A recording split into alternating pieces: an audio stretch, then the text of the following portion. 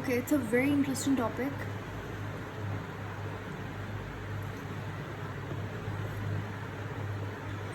आज का मतलब एक हमारा जो नेक्स्ट टॉपिक है वो है पोलराइज स्टेट ऑफ, यानी कि नर्व इम्पल्स। नर्व इम्पल्स हमारे पास टॉपिक है। अच्छा, इसको समझने से पहले मैं आपको थोड़ा सा बेसिक्स क्लियर हो जाए। हमारे पास बॉडी के अंदर जितने भी सेल्स हैं वो सब सेल्स पोलराइज्ड होते हैं। पोलराइज्ड का मतलब क्या होता है कि इंटरनल और एक्सटर्नल वोल्टेज डिफरेंट होता है। ठीक है, अंदर कुछ और, अंदर नेगेटिव होगा, बाहर पॉजिटिव होगा। ठीक है, तो इस तरीके से मतलब अंदर और बाहर वोल्टेज डिफरेंट है। तो इस तरीके की स्टेज को हम क्या बोलते हैं? Polarise stage. बॉडी के अंदर जितने भी सेल्स हैं हमारे पास, ऑल सेल्स आर पोलराइज्ड। जितने भी सेल्स हैं उनके अंदर नेगेटिव होता है और बाहर पॉजिटिव होता है। अब इसका मतलब ये नहीं कि अच्छा बाहर पूरा ही पॉजिटिव है, अंदर पूरा नेगेटिव आयंस होते हैं, ऐसा नहीं है। इसका मेन मतलब ये है कि अंदर पॉजिटिव कम है और बाहर पॉजिटिव ज़्यादा है। तो इसीलिए इसको सिंप्लीफाई करने के लिए हम ऐसा कहते हैं कि अंदर नेगेटिव है और बाहर पॉजिटिव है। अंदर हर सेल के कुछ ना कुछ वोल्टेज रहता है, उसको हम कहते हैं पोटेंशियल। अब क्योंकि सेल रेस्ट में है तो इसको कहा जाता है रेस्टिंग पोटेंशियल। तो बॉडी के हर सेल क्या है? पोलराइज्ड है। तो बॉडी का हर सेल रेस्टिंग पोटेंशियल में होता है। वो कितना होता है? -70 मिलीवोल्ट। आपको ये वैल्यू याद होनी चाहिए। ठीक है, तो सेल अंदर से क्या होता है? नेगेटिव होता है, बाहर क्या होता है? पॉजिटिव होता है। रेस्टिंग पोटेंशियल क्या होता है सेल का? -70 MV होता है। इसके बाद हमारे पास अब क्वेश्चन ये है कि ये अंदर नेगेटिव क्यों होता है? अंदर नेगेटिव पोलराइज सेल पोलराइज होता कैसे है? इसके 2-3 रीजंस हैं। सबसे पहले हमारे पास आयंस की वजह से, जिनके ऊपर चार्जेस होता है, तो अंदर जो है वो नेगेटिव आयन ज़्यादा होता है और बाहर नेगेटिव आयन कम होता है।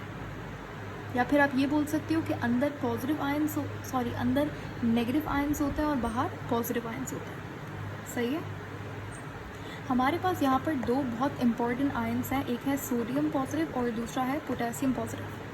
ठीक है, दोनों ही हमारे ग्रुप 1 के एलिमेंट्स हैं। आपके पास जो सोडियम है वो, ये क्वेश्चन आ सकता है कि अबंडेंट इंटरसेल्यूलर आयन कौन सा होता है? अबंडेंट इंटरसेल्यूलर का मतलब क्या होता है कि बाहर पॉजिटिव अबंडेंट होता है। ठीक है, और पोटेशियम जो है वो अबंडेंट इंट्रासेल्यूलर आयन है, यानी कि अंदर जो है वो पोटेशियम ज़्यादा होता है। ठीक है, आपको मैं यहाँ पे एक बात बता दूँ, आपने एक्टिव ट्रांसपोर्ट के बारे में सुना हुआ होगा, राइट?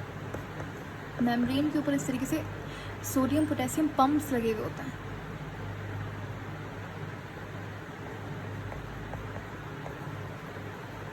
ठीक है, सोडियम पोटेशियम पंप में क्या होता है कि बाहर हमारे पास सोडियम ज़्यादा है, अंदर पोटेशियम ज़्यादा है।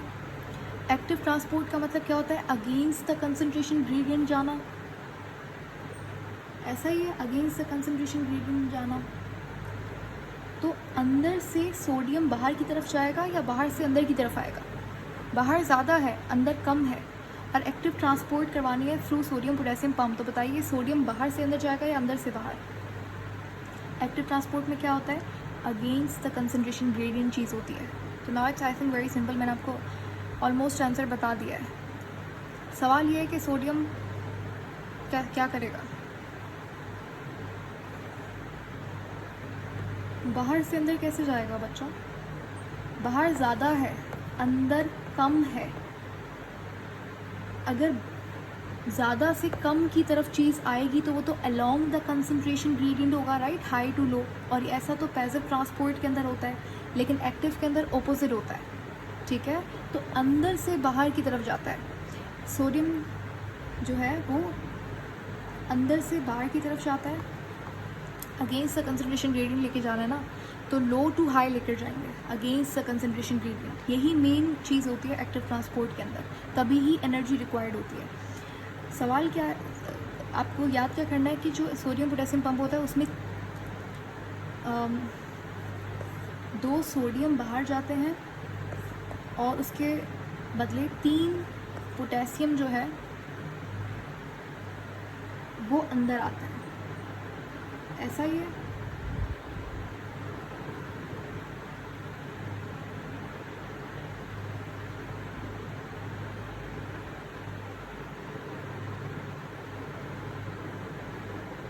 ओके, ऐसा नहीं है, 2 पोटेशियम होता है और 3 सोडियम होता है। अब आप सोच रहे हो ऐसा कैसे, तो देखो ना, बाहर पॉजिटिव है तो सोडियम बाहर ज़्यादा होगा, राइट। सेल के अंदर -70 है, यानी कि कम पॉजिटिव चार्ज होगा, तो सिर्फ 2 पॉजिटिव हैं अंदर, 2 पोटेशियम पॉजिटिव है और 3 सोडियम पॉजिटिव बाहर जा रहे हैं। तो वन ऑफ द रीजंस कि सेल का इंटरनल नेगेटिव होता है, एक्सटर्नल पॉजिटिव होता है, उसका एक रीज़न ये है सोडियम पोटेशियम पंप के अंदर 2 पॉजिटिव आयंस आ रहे हैं और बाहर 3 पॉजिटिव आयंस जा रहे हैं। तो सेल का अंदरूना जो सेल का इंटरनल जो है वो नेगेटिव हो जाता है और बाहर वाला पॉजिटिव। तो वन ऑफ द रीजंस क्या है, sodium potassium pump.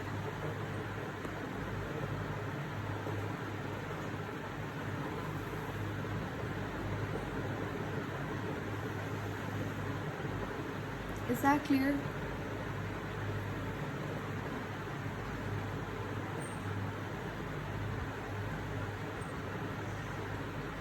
Okay, 2 sodium अंदर आते हैं, 3 सोडियम बाहर जाते हैं, ठीक है। 2 सोडियम अंदर आएंगे, 3 सोडियम बाहर जाएंगे। इसमें आपको रट्टा लगाने की ज़रूरत नहीं है, हर चीज़ बहुत क्लियर है। एक्टिव ट्रांसपोर्ट है तो अगेंस्ट द कंसंट्रेशन ग्रेडियंट होगा, यानी कि बाहर ऑलरेडी ज़्यादा है तो हम लोग बाहर ही भेजेंगे, ठीक है। लो टू हाई, अंदर लो है बाहर हाई है तो बाहर भेजना है सोडियम को, और बाहर क्या है, पॉजिटिव है तो 3 भेजोगे पॉजिटिव आयंस। तो कोई भी चीज़ आपको याद नहीं करनी, बहुत कॉन्सेप्चुअल चीज़ है, मैंने आपको हर चीज़ बहुत ब्रेक डाउन करके समझाई है। अगर भूल जाओ, क्योंकि अगर आप याद रखोगे ना 2 सोडियम अंदर बाहर, अरे समझ नहीं आ रहा, याद नहीं आ रहा, तो कोई मसला नहीं है, जस्ट आपको ये चीज़, ये कॉन्सेप्ट क्लियर होना चाहिए, ओके। तो वन ऑफ द रीज़न्स ये है कि अंदर सेल का नेगेटिव होता है, बाहर पॉजिटिव होता है। उसके अलावा रीज़न क्या है, दूसरा रीज़न ये है कि सेल के अंदर कुछ नेगेटिव, हाँ दूसरा रीज़न है नेगेटिव आयंस, कुछ नेगेटिव प्रोटीन्स होते हैं जो कि बाहर नहीं जा पाते, ठीक है, बाहर नहीं जा पाते, जिसकी वजह से वो सेल के अंदर ही रहते हैं और सेल जो है वो -70 हो जाता है। तो ये तो हमारा बेसिक्स था, मैंने आपको बहुत छोटी छोटी बेसिक चीज़ें बताई हैं। I am going to remove this और हम लोग टॉपिक, जो कि हमारा टॉपिक है इम्पल्स, वो शुरू करते हैं।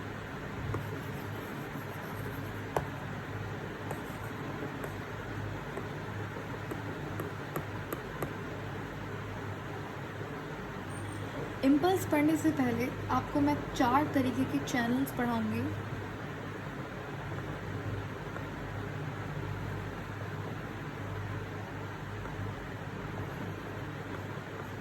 चैनल्स बोलो, गेट बोलो, एक ही बात है, ठीक है। Types of channels on sale membrane. अब ये क्या चीज़ है, देखो कोई भी सेल हो, एक और चीज़ मुझे आपको बतानी थी, वो ये मैंने कहा था कि हर सेल पोलराइज्ड होता है और बहुत कम सेल्स के पास, हमारी बॉडी के अंदर सिर्फ 2 ऐसे सेल्स हैं पोलराइज्ड। का मतलब क्या होता है, अंदर नेगेटिव बाहर पॉजिटिव, ये चीज़ आप याद कर लो, ठीक है। ये है बॉडी के अंदर, ह्यूमन बॉडी के अंदर।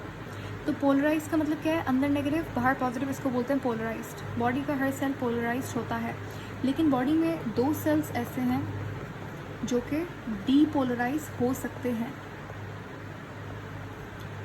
कौन कौन से, पहला है आपका मसल सेल और दूसरा है आपका न्यूरॉन्स। ये 2 सेल्स डीपोलराइज हो सकते हैं। इसका मतलब क्या है, मतलब ये है कि अंदर पॉजिटिव हो जाएगा और बाहर नेगेटिव हो जाएगा।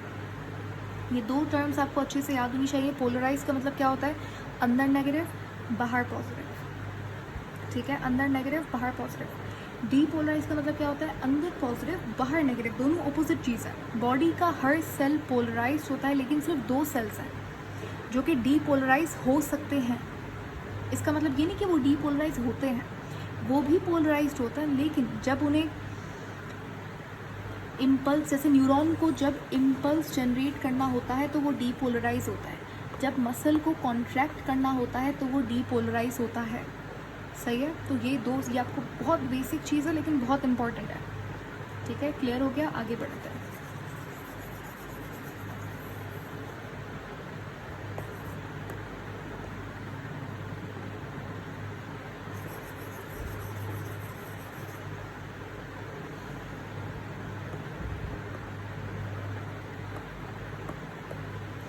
ओके,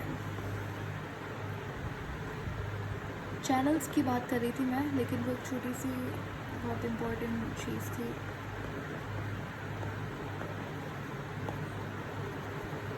इस हेडिंग के अंदर भी बहुत इंपॉर्टेंट चीज़ लिखी है मैंने, वो ये कि चैनल्स हमेशा कहाँ पे होता है, सेल मेम्ब्रेन के ऊपर होता है। ठीक है, ये चैनल्स कहाँ पे पाया जाता है, सेल मेम्ब्रेन के ऊपर। हमारे पास सेल मेम्ब्रेन पे 4 तरीके के चैनल्स होते हैं, 4 टाइप्स ऑफ चैनल्स। सबसे पहले कौन से हैं, लीकी चैनल्स। ठीक है, लीकी चैनल्स, ये चैनल्स हमेशा ओपन होते हैं, दे are always open.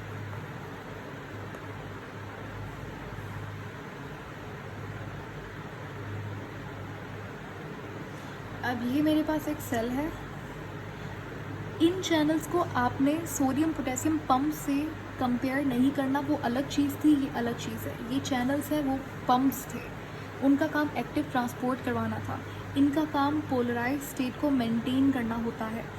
Leaky channels क्या होता है, इस तरीके से हमारे पास ये लीकी चैनल्स बनाया मैंने। ठीक है, लीकी चैनल्स बहुत सारे तरीके के होते हैं, मैं आपको एग्जांपल्स दे रही हूँ 2 जो कि हमारे लिए इम्पॉर्टेंट है। कौन कौन से, एक सोडियम लीकी चैनल और एक पोटेशियम लीकी चैनल। हमारे पास जो सोडियम लीकी चैनल्स होते हैं वो बहुत कम होते हैं और पोटेशियम लीकी चैनल्स ज़्यादा होते हैं। इम्पॉर्टेंट बात क्या है, ये हमेशा ओपन रहते हैं, दोनों के दोनों।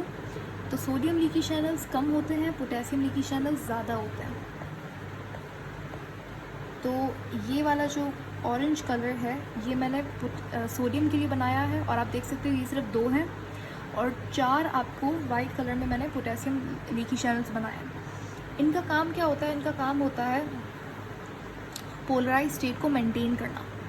ठीक है, पोलराइज स्टेट को मेंटेन करना। तो अब सोडियम लीकी चैनल्स अगर कम हैं तो उसका मतलब क्या है कि सोडियम जो है वो अंदर कम आएगा,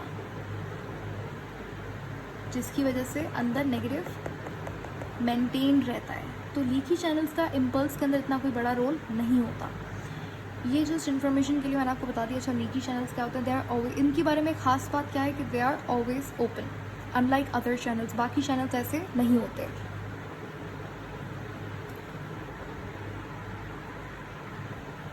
अब हम लोग चलते हैं हमारे पास नेक्स्ट चैनल्स के ऊपर, वो है वोल्टेज गेटेड चैनल्स।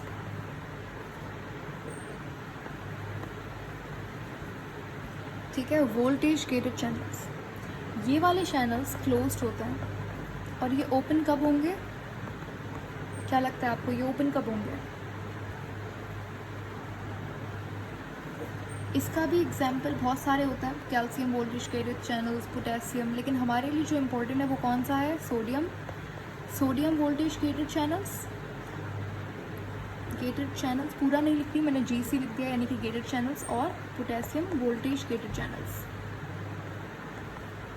आप लोग मुझे ये बताइए कि ये वाले क्लोज्ड होता है, लेकिन ये खुलते कब हैं, इनके लिए क्या स्टिमुलस होगा जब ये खुलेंगे, voltage gated channels, when will they open?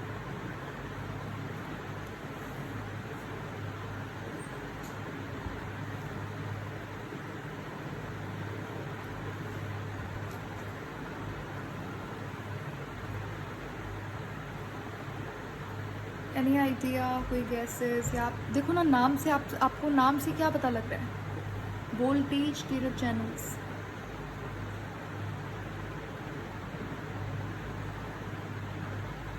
नाम में प्रेशर तो नहीं गिवन कहीं पे भी। चलो मैं बताती हूँ। देखिए वोल्टेज, सिंपल सी बात है, वो चैनल्स जो कि वोल्टेज के डिफरेंस, हाँ ये कह सकते हो आप, वोल्टेज के डिफरेंस पे खुले। जब भी हमारे पास वोल्टेज के अंदर चेंज आएगा तो ये चैनल्स खुल जाएंगे।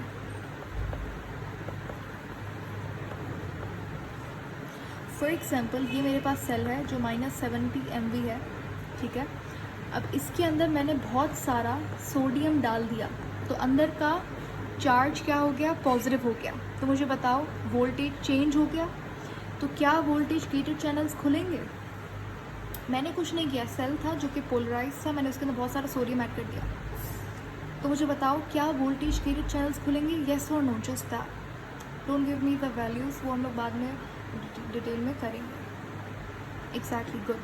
ऑफ कोर्स, क्योंकि वोल्टेज के अंदर जैसे ही डिफरेंस आएगा तो वोल्टेज गेटेड चैनल्स खुलेंगे, चार्ज के अंदर डिफरेंस आएगा। तो समझ आ गया? आगे चलते हैं। थर्ड हमारे पास कौन से हैं? मैकेनिकली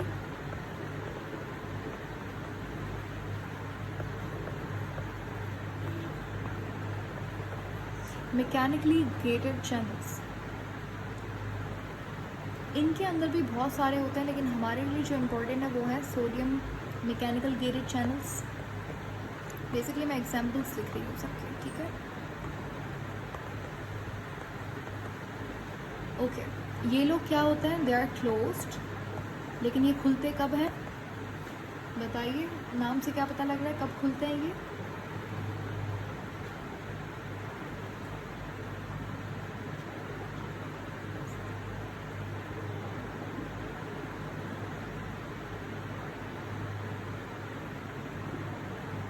गुड, यानी कि जब भी इसके ऊपर कोई कुछ ना कुछ मैकेनिकल प्रेशर लगेगा।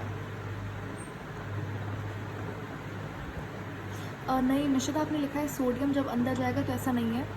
मैकेनिकल गेटेड चैनल्स कब खुलते हैं? देखो आप नाम से याद कर लो, कोई मुश्किल नहीं है। मैकेनिकली गेटेड चैनल्स यानी कि वो चैनल्स जो कि मैकेनिकल प्रेशर से ओपन होंगे। एक सेल है, उसके ऊपर ये मैकेनिकल गेटेड चैनल है, मैंने इसके ऊपर कोई चीज़ रख दी, मतलब मैंने अपने हाथ के ऊपर कुछ रख दिया, कोई कॉकरोच आके मेरे हाथ पे बैठ गया, तो उस टाइम पे जो चैनल्स खुलेंगे वो मैकेनिकल प्रेशर, जो प्रेशर उस कॉकरोच ने मेरे हाथ के ऊपर लगाया, मेरी स्किन के जस्ट अंडर रिसेप्टर्स हैं, ठीक है, उन रिसेप्टर्स के भी सेल हैं, सही है। न्यूरॉन होगा, उस न्यूरॉन के बेसिकली वो मैकेनिकल प्रेशर की वजह से जो हमारे पास चैनल्स खुलेंगे वो मैकेनिकली गेटेड चैनल्स होंगे। आई होप समझ आ गया, ठीक है। ये वाला भी समझ आ गया। अब आगे बात करते हैं। फोर्थ हमारे पास कौन सा है? फोर्थ हमारे पास लास्ट है। ये मेन हमारे पास 4 होता है, इनको कहा जाता है लाइगेंड गेटेड चैनल्स,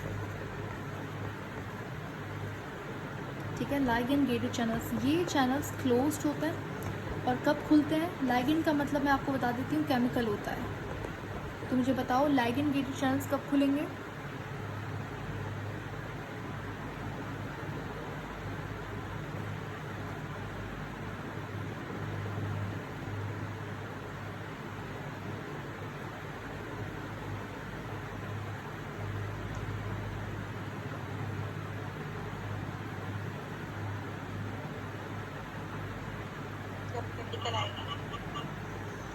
जब हमारे पास कुछ ना कुछ केमिकल आके, स्पेसिफिक केमिकल आके बाइंड होगा इनके ऊपर, तब ये चैनल्स खुलेंगे, ठीक है। और ये केमिकल कौन सा है? न्यूरॉन के केस के अंदर न्यूरोट्रांसमीटर।